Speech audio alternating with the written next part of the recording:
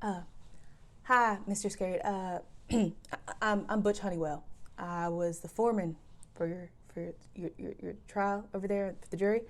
I'm sorry, Mr. Iscariot, but we found you guilty. But I brought you some beers. I don't know if you can hear me, but I'll put them right here, okay? Well, it was 4-pack, now it's 3-pack. Okay then. I think I might be dead, Mr. Scared, and I haven't said anything to anybody because, well, no one since corroborated the story, and I'm too afraid to ask. But I'm telling you, if this is a dream, it's the longest damn dream I've ever endured. And I miss my wife, Mr. Scared. Can I tell you that? I remember the night I first met my wife. I was with these two girls, Della Mae Robbins and Susie Heller. We were at Jimmy Rayburn's house. And because Jimmy's mama worked late at night, so he had the house to himself, so we had a party. And we were sitting out on the deck with Susie and Della and drinking some beers and smoking cigarettes. But I just remember I was depressed over something or other. It was, I guess, because school was ending. And school had ended. And, well, I'd just been in the school play. I played Tom the Glass Menagerie, and it was the first time I ever acted, and everyone said I did a real good job.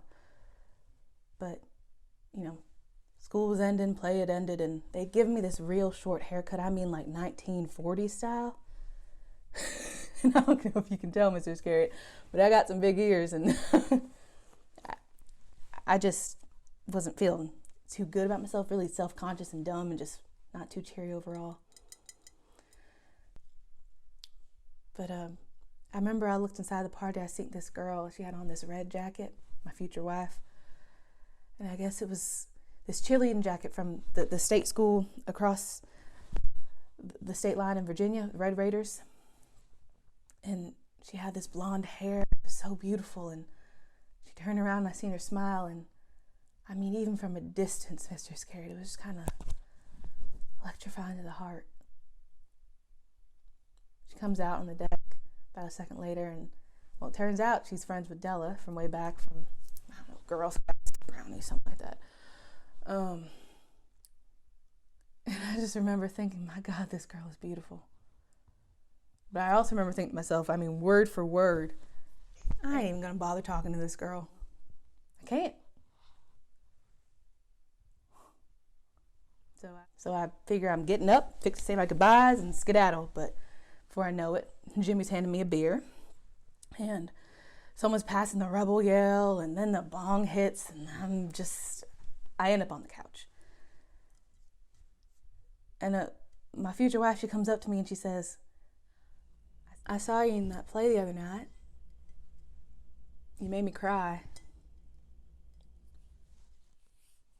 We went out on a date 2 days later. I'm driving her back home.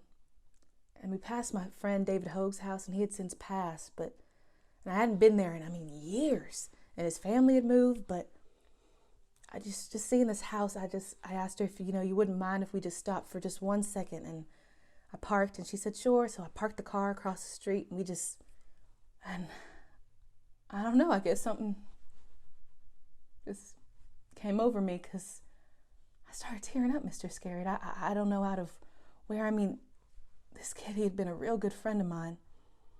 But then I just start crying, and I'm really embarrassed, because here I am, and she's just sitting there with all this snot and tears running out of my face. She's just holding me. And she didn't mind about that. She didn't mind at all.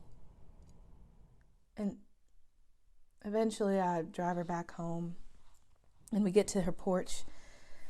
We kiss, and it's like, peaches. God, it was like, God, I'll tell you, it was like peaches and dynamite. But then I go on to apologize for, crying all over her, and she says, don't be a jackass, Butch Honeywell. And then I go on to explain my meaning that, if you want a girl to think you're sensitive, you might drive her out to your dead friend's house and cry all over her pretty white sweater. You know what she did, Mr. Iscariot? She looked at me and she said, "Well, if it was a trick, then I'm tricked."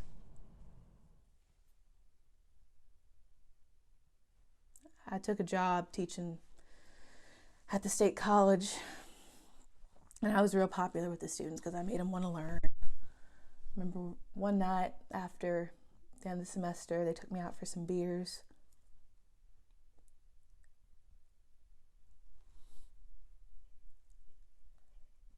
I ended up having an assignation with one of the co-eds, a young lady named Lucy.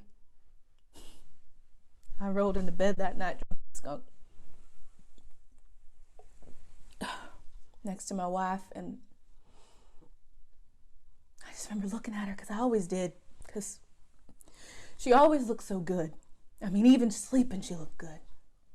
And I had this nickname for her. I used to call her my little baby dinosaur, because that's how she looked when she slept. She was just like this cute, like cartoon baby dinosaur, like a brontosaurus, but cute.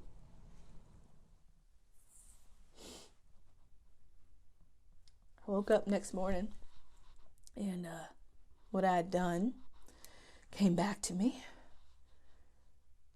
My wife, she looked exactly the same as she did before. She always did. But she wasn't my baby dinosaur no more.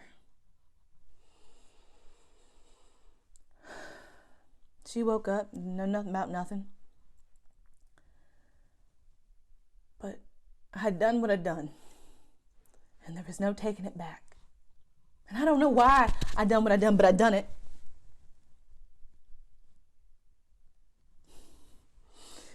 She fixed blueberry French toast with maple walnut pecans. No way I could have eaten it.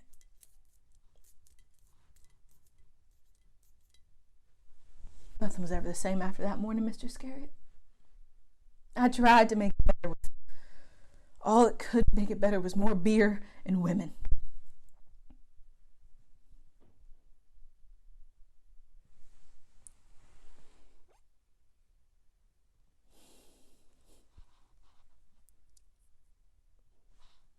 Do you know who W.H. Auden was, Mr. Iscariot?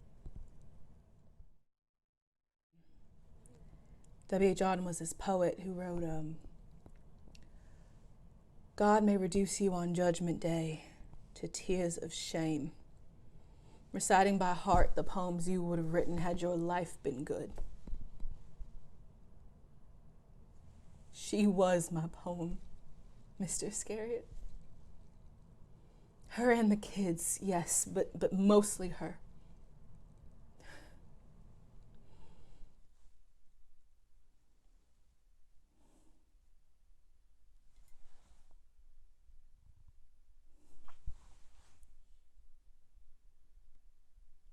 You cashed in silver, Mr. Iscariot, but